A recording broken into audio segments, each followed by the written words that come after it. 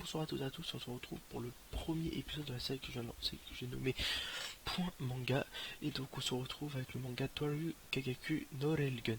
Donc Toaru Kagaku no Railgun est un manga qui se passe dans une cité académique où se mélange magie et science. Et oui, magie et science, ça fait souvent pas bon ménage. Parce que les choses vraies et les choses fausses, enfin voilà. Bref, je vais pas vous en dire plus, vous m'avez compris. Et donc, je vais commencer avec les personnages. Donc, le premier personnage dont on va parler, c'est de Misaka Mikoto. Donc, Misaka Mikoto est une prodige, une prodige qui a évolué rapidement du level 1 à 5. Pourquoi je dis level 1 à 5? Parce que dans la cité académique, il y a des experts et les experts se classent du level 1 à 5, c'est-à-dire du plus pourri au plus fort. Et oui, parce qu'il y en a qui sont trop badass. Et donc, Misaka Mikoto est une espère de level 5 qui a évolué de 1 à 5 très très rapidement. Et donc elle est utilisateur d'électricité, donc nommée Railgun, donc d'où le nom Toa Kagaku Railgun, sachant que Misaki Mikoto alias Railgun est le personnage principal de cette série, parce que, et oui, parce qu'il y a aussi Toa Kagaku Majutsu no Index, donc là où le personnage principal c'est Kamijo Toma. Mais on en parlera pas dans cet épisode, on en parlera au prochain épisode. Donc voilà, c'est tout pour Miseke Mikoto. Donc prochain personnage, je vais tout de suite vous parler de Shirai Kuroko. Shirai Kuroko. Donc je sais pas trop comment ça se prononce. Donc c'est Shirai Kuroko est âgée de 12-13 ans. Donc c'est une femme, pas un travelot ou je ne sais quoi. Donc oui, c'est une femme et c'est une espère qui fait partie de la branche juge- jugement. Non, qu'est-ce que je dis? Elle fait partie d'une organisation qui s'appelle Judgmento, enfin voilà, bref, jugement, et elle fait partie de la 177e branche de cette organisation. Donc elle, sa capacité d'espère, c'est la téléportation, donc elle peut se téléporter et permettre aux autres de se téléporter. Hein, voilà, c'est elle est expert de niveau 4, donc voilà. Donc un peu moins bas que Railgun, mais en même temps un peu logique quand on voit ce que Railgun fait et que euh, téléporte. Voilà, je les appelle comme ça par leur capacité. Téléporte fait, il y a une grande différence. Et tout de suite, on enchaîne maintenant sur le troisième personnage qui est Uiharu. Donc Uiharu, c'est une expert de niveau 1, donc expert, c'est-à-dire entre guillemets, elle peut avoir des pouvoirs, mais ils ne sont pas, comment dire, je veux dire, ils ne sont pas révélés, c'est-à-dire elle en a, mais voilà, elle en a, elle les a pas. Donc elle fait partie de la 177 branche de jugement. Et donc Yaru c'est une fille je sais pas, elle doit avoir 13-14 ans, je sais pas exactement. Donc ouais, c'est une expert qui fait partie de la 177e branche de jugement et qui est en quelque sorte la coordinatrice de Kuroko. Donc quand je dis la coordinatrice, c'est-à-dire elle est derrière le PC pendant à guider Kuroko dans ses missions. Donc sur elle, il n'y a pas grand-chose à dire à part que ça, elle est fan de Misaka, donc de Misaka Mikoto, c'est-à-dire l'espère de level 5. Elle est très très fan et elle traîne souvent avec une personne de son collège. Enfin, je sais pas comment ça marche au Japon, mais à 13-14 ans au collège.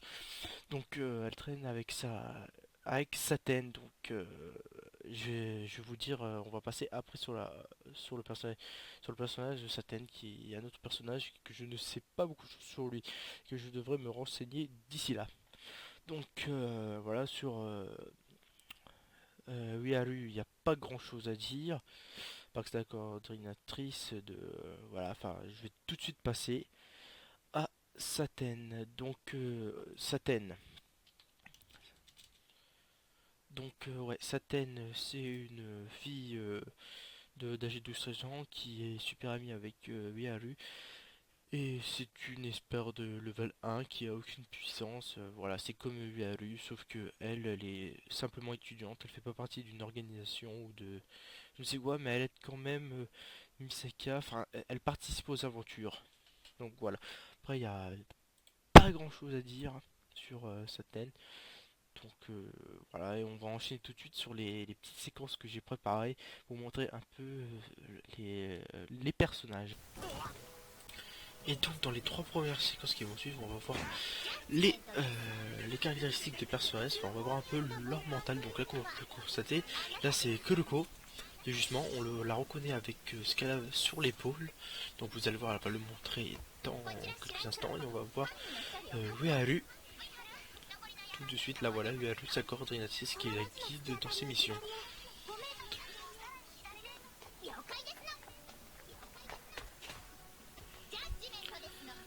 Et c'est là qu'on sait qu'elle fait partie du jugement parce qu'elle monte son petit drapeau vert avec le petit emblème. Et qui elle voit, c'est Misaka qui a démonté tous les bonhommes tout seul. Et oui, comme j'ai dit, c'est une expert de rang 5, c'est easy pour elle. Donc dans cette séquence, ça peut être drôle. Enfin, c'est drôle, on va voir 2 personnalités de Misaka dans les séquences. Donc la ville a des petits robots parce que c'est vraiment la science, donc c'est la science et la magie, la science est très développée, donc c'est franchement sympathique.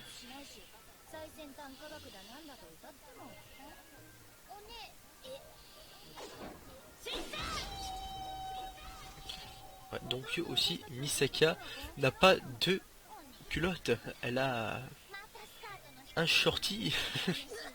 Malheureusement, on ne peut pas fantasmer sur elle.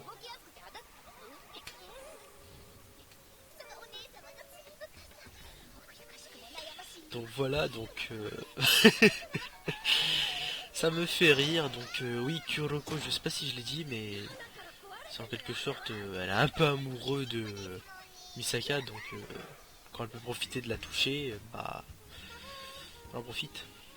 Donc maintenant, on va tout de suite passer avec Ueharu et Saten. Donc là, voici Ueharu, toute mignonne, toute sympa, et Saten.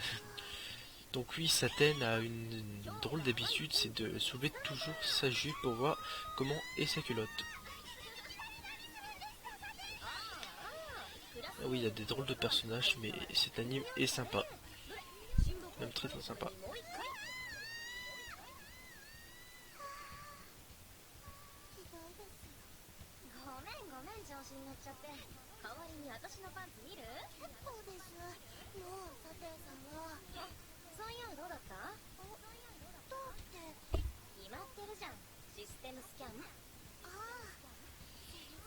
Donc Ueharu est une fille qui a l'air franchement très très timide, mais elle joue un grand rôle dans l'émission de jugement.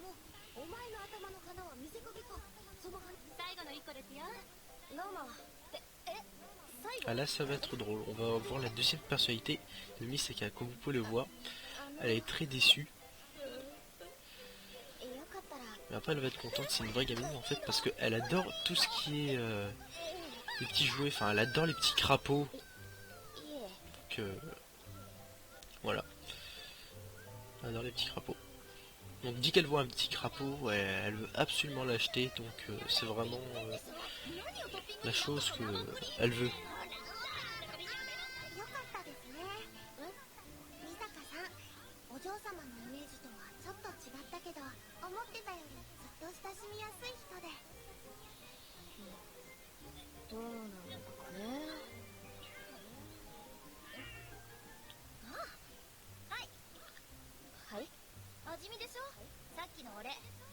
Mais elle est très très sympa.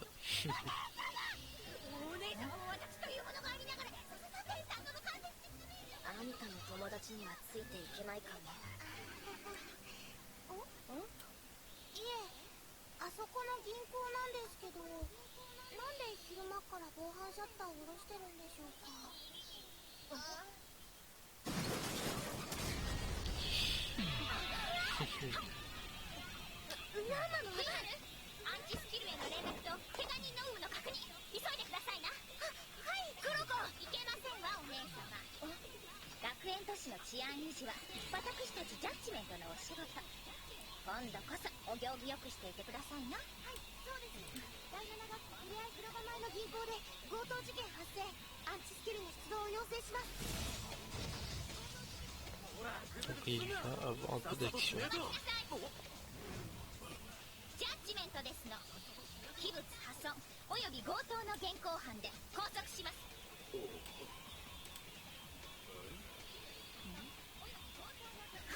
Donc là, donc les personnages vont entrer en action.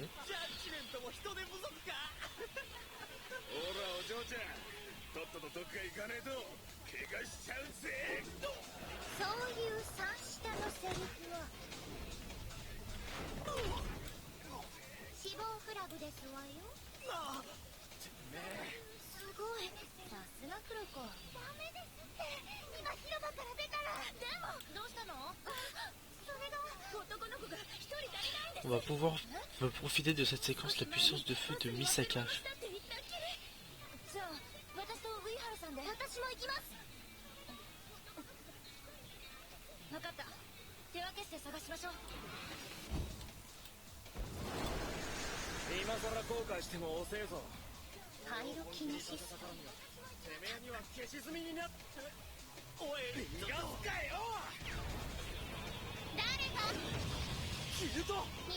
Donc, comme je l'ai dit, c'est un monde d'espère et de magie, donc il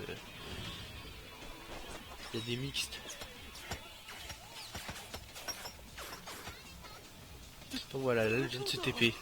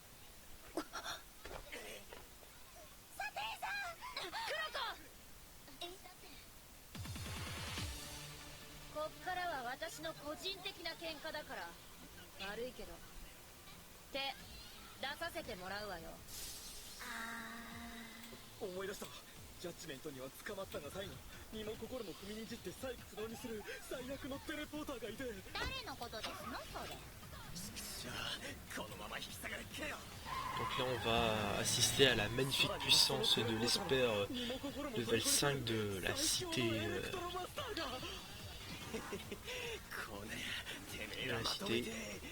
et ça risque de faire mal.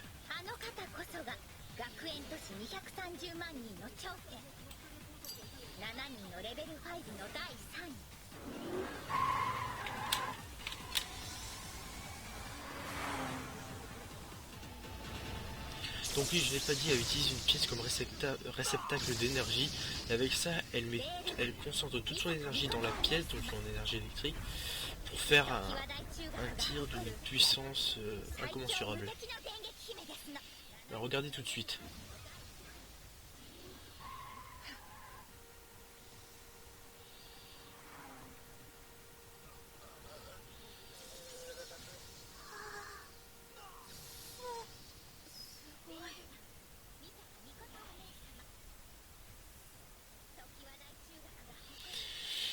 Donc voilà cette magnifique puissance de feu de Misaka Mikoto, l'Esper level 5. Donc voilà, on a vu à peu près tous ces... comment dire, toutes ces mentalités de tous des personnages de Toaru Kagaku, Noraligun et Majutsu no Index, mais ça sera plus tard, j'en parlerai dans le deuxième épisode. Donc j'espère que tout ça vous aura plu. Et on se retrouvera pour l'épisode 2 de cette série que je viens de commencer. Et je vous souhaite une très bonne fin de journée et de soirée, ça dépend dans quel pays vous êtes. Et à la prochaine.